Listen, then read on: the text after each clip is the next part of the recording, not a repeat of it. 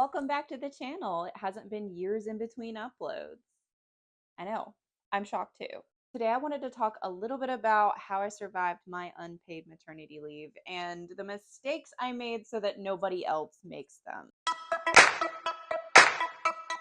The first mistake that I made was I didn't apply for short-term disability during open enrollment. I had no idea that I could utilize short-term disability while on maternity leave. And before you comment, everybody knows that. That is one of my least favorite phrases. You don't know until you know.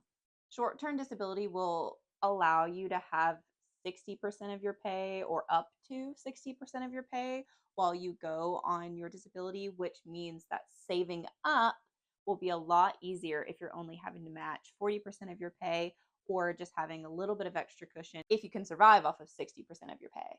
This is something that you might have to think about before you get pregnant or well before you give birth, meaning your open enrollment period is your time to sign up for it. That normally falls, at least for me, sometime between October and December. If you have questions, I would email your HR rep to see when open enrollment is. I know not everybody wants to disclose that they are pregnant, so you don't have to. It's just your right to know when your open enrollment is. For all they know, you could be wanting to switch insurances.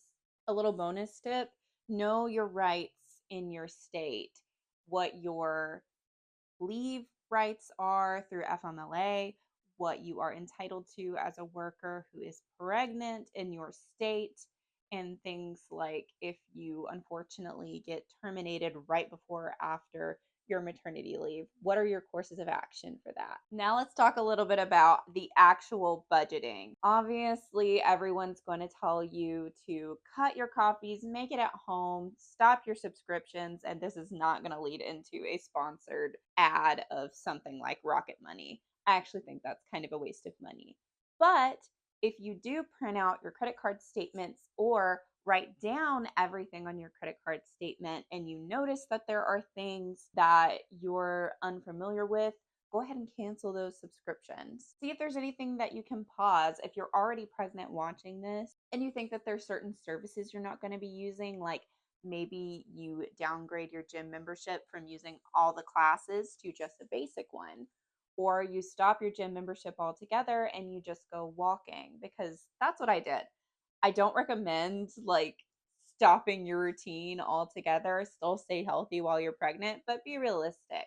Things that you're not going to use, like maybe clothing subscription boxes, go ahead and put those on pause for a couple months. A lot of places will allow you to do 3 months if you're not committed to completely unsubscribing. Even though this video is not sponsored, I do have a resource available for you in the description that I made. Check that out if you want to give your girl a little support. It is a full budget guide. If you want to do this with a little bit of assistance with some written prompts and things already laid out for you, I got you.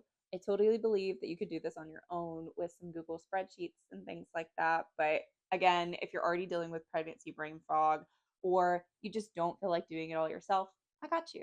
Circling back to all of the finance bros. It looks like you went in and got some taquitos, went and got some taquitos, went and got some taquitos, went and got some taquitos, went inside, got some taquitos. Yes, taquitos, things like that. Leave a little wiggle room in your budget. I would say skimp on the treats now, because when you are postpartum, you are going to want to do things like DoorDash when you don't feel like cooking, or take your baby out when you have been staring at the same four walls for a full 72 hours or longer. I know I could only take so much Netflix. While I wanted to stay in my little den of coziness, sometimes it just got to be too much.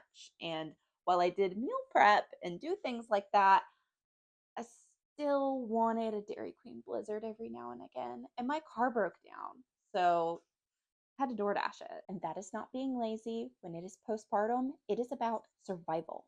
Speaking of eating while you're on your maternity leave, I think hosting a non-traditional party with just your close friends, doing a meal prep party, would be so fun. My friend Nora gave me a casserole when she came over, and it was frozen, and it was something that I could just pop in the oven and we could eat on it for a couple of days for lunch and dinner doing leftovers. And I've seen meal prep parties where everybody gets together and they are responsible for making one dish. That way you don't get the same thing over and over again if you are meal prepping to cut down the cost. This would be something super fun in maybe the later trimesters because obviously you might not be wanting to eat something that's been in your freezer for 6 months. But I wouldn't wait too long because you also don't want to be doing a ton of heavy cooking right towards the end of your pregnancy when you're just miserable.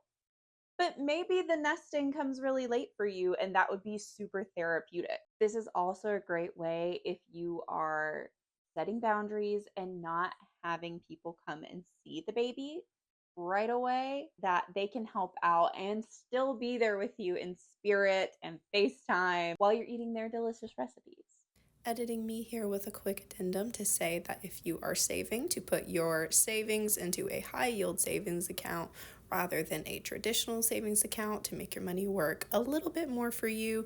This is not a sponsor. I will put the savings account that I use in a link below. You don't have to use it by any means, but it will get you a couple more dollars rather than a couple more pennies like a traditional savings account. Back to the video. Make baby updates and thank yous in batches. Going to sites like Canva for templates and making text groups or downloading apps. I can't remember what it's called, but I'll have it here somewhere. People to go and look at baby updates because you will be getting text messages from the day they were born and maybe a little bit before. If the baby isn't here yet, where is the baby? How much does the baby weigh now? What does the baby look like? I want to see more pictures. Did you put her in the outfit that I got her? And that's the fun part, but it can be a little stressful to update everybody about that.